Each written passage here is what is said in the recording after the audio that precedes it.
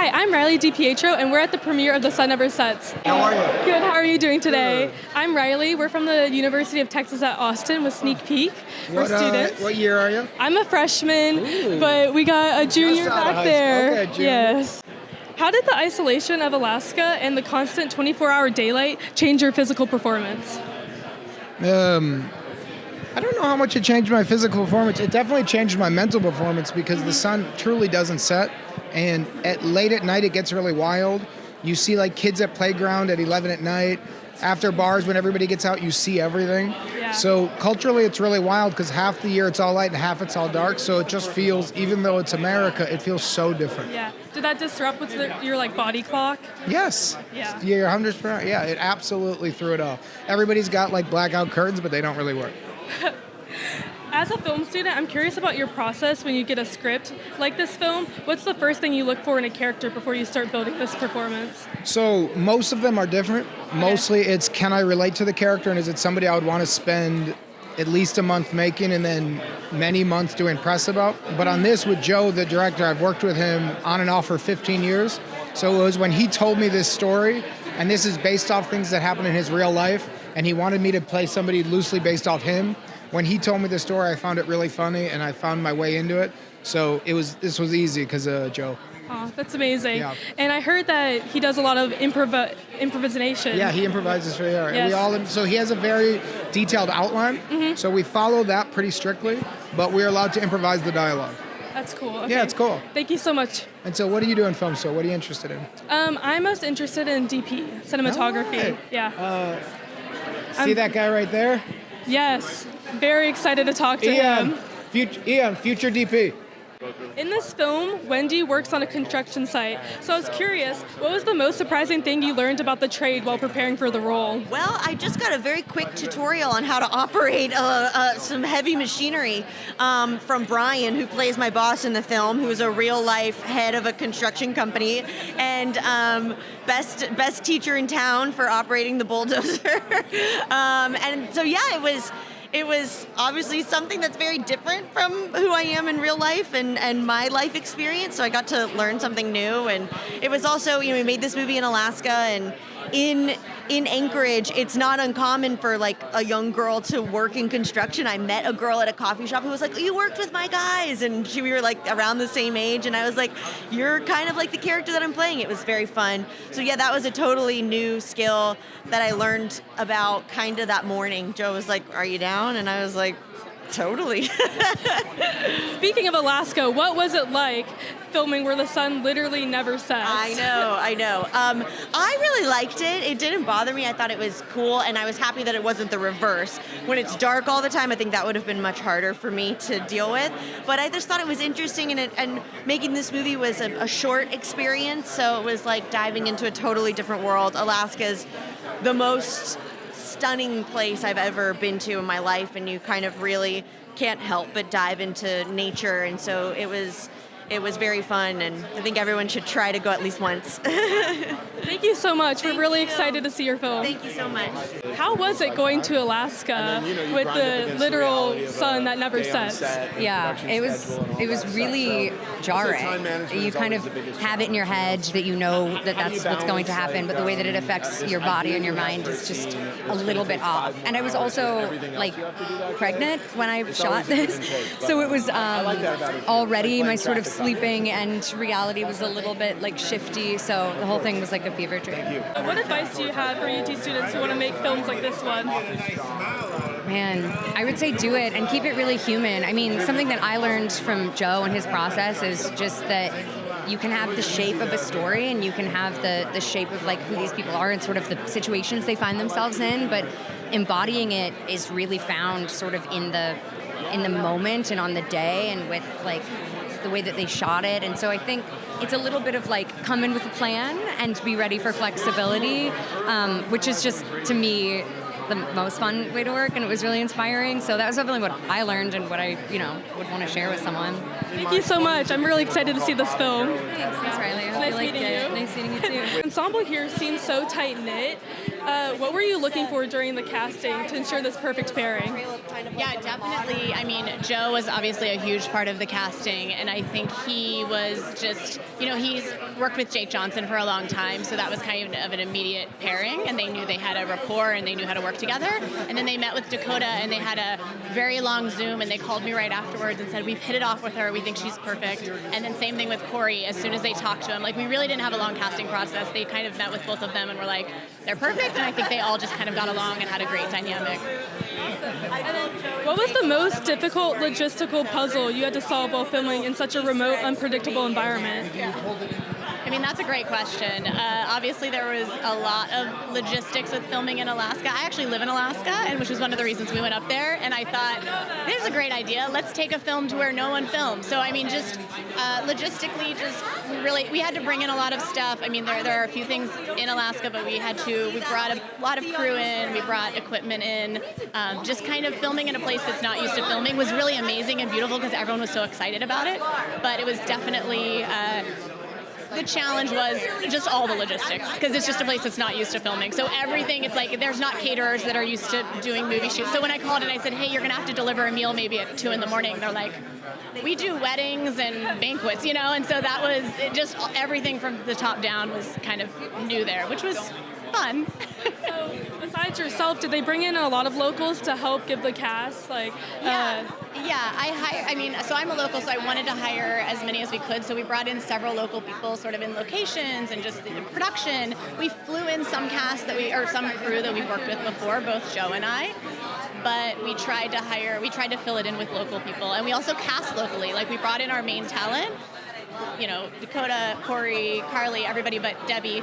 But we actually filled in the pieces with all local cast. So everybody else pretty much that you see in the movie is a local. Amazing. And then one last question. Do you have any advice for UT students, film students studying right now? I just say go start making things. That's what I tell anybody that I'm talking to is just you're so lucky in today's world where everyone has a camera in their pocket and everyone can make some form of content, and it's really not about, the tools are important, but really it's about story and having creativity, and so don't be limited by, I can't afford this fancy camera. Like people have proven that they can make really engaging content with whatever tools they have. So just start creating. That's my advice. Thank you so much. Really excited to see the film. What drew you to this film? I worked with Jake a lot over the years, so the chance to collaborate with him again was a big inspiration. The chance to go to Alaska, which I've never been to, was huge for me. And I took a couple years off and was really ready and excited to make a film again, so I wanted to dive back in. How was that being in Alaska, where the sun literally never sets? Yeah. It was an interesting environment. I think for a lot of filmmakers, an abundance of light is a very good thing. So I like that about it, but it's a little discombobulating. It's strange to, leave a restaurant or a bar at night and it's dark inside, and then you walk outside and it's like noon. You're like, what is going on here? So we had a couple jump scare moments, but otherwise it was cool. Even with daylight changing, it's at 7 p.m. it being light out. I'm shocked. Yeah. Whenever we wanted darkness, we had to schedule those shoots for 1 a.m, which is a very strange, But was it still pretty bright out during those times? It would dip. It's like it wouldn't, it would sort of go from bright to dim, and then it would start rising again at 4 a.m. So we had a little window where we could get an evening kind of look, but otherwise it was pretty bright. And then what advice would you have for students like us studying film? Yeah. Make original films that only you can make. I think a lot of students want to jump into the industry and they want to try and make films that are calling cards or, catch the attention of executives. I would just say embrace being young, make weird, cool projects, focus on stories you can tell with the limited means that you have, and be yourself. I think it's more likely to lead to a strong career than calling card type projects. Thank you so much. Yeah, We're very excited to see your film. Thank you. The ensemble here seems so tight-knit. What were you looking for during the casting to make this perfect pairing? Essentially, I got to cast myself in a one line, which I like to think of as the scene stealer. Okay. So apparently when you're an executive producer, you can just say, I'm going to be in it too. But it is out of focus. It is sort of background, but it is in fact a line. And in many ways, it's the best part of the movie. Well, I look forward to seeing that. I think so. Like it's hard to miss. Okay, I'll be looking out for that. Yeah. What was the most difficult logistical puzzle you had to solve while filming in such a remote, unpredictable location? I mean, so we shot it on film, which is like a legit physical thing. It's heavy, and like you can't just buy it at CVS. Expensive? Yeah. And if like when you shoot, like you use it, and then like you'll run out. So, and then you have to like ship it to be processed. But if one box gets lost or you forget, you don't have a movie. So there was actually a like recurring sense of anxiety because if you don't have the film, like you can't shoot that day. And there's only so many days. So it was a little bit like being on a tightrope.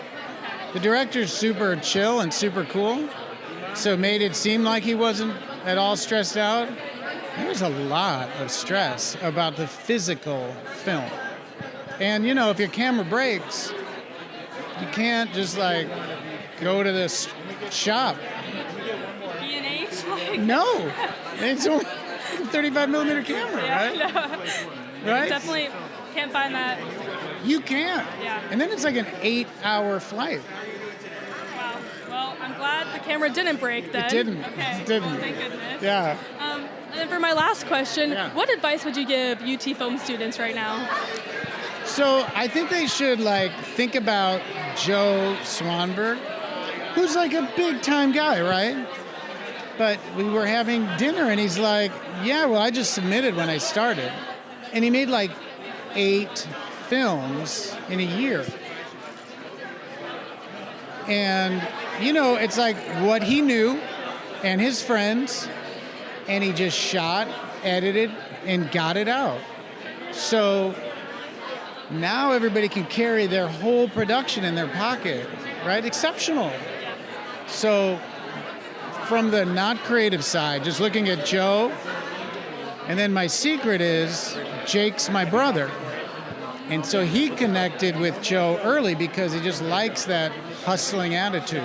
So UT students, they should make a movie in a couple of weeks and just put it out and just make another one and put it out. Because that's how Joe did it. Hook 'em horns. Yes, that's perfect. Is it? Yes. Hook 'em horns. Thank That's you. awesome. Thank you. What was it like being in Alaska where the sun doesn't set? I guess it was fun, something I got to try before. And I guess good because I already lived in Alaska. You already lived in Alaska. Okay, so the sun not setting was not an issue for you. You're a pro. Were you teaching the other cast members who'd already seen who've never had the sunset before, how to live through it? No. They're on their own. He plays Jake's son. Okay. So the beginning of the movie is he and his father. He's got a relationship with Dakota because Jake is dating Dakota's character. And so he sort of early on roots Jake's character as a dad. So you played sort of Dakota's, like, they were like, have a relationship, right? She's kind of like she didn't get married to not a stepmom, but that's how, very important part. Yeah, I guess it was that. Yeah. Well, it was nice meeting you, and thank you for taking the time to interview with me. And this was your first movie, right? Yes. Yeah. It's my first interview, so You guys share are that in pros. common. You did great. Great job, buddy.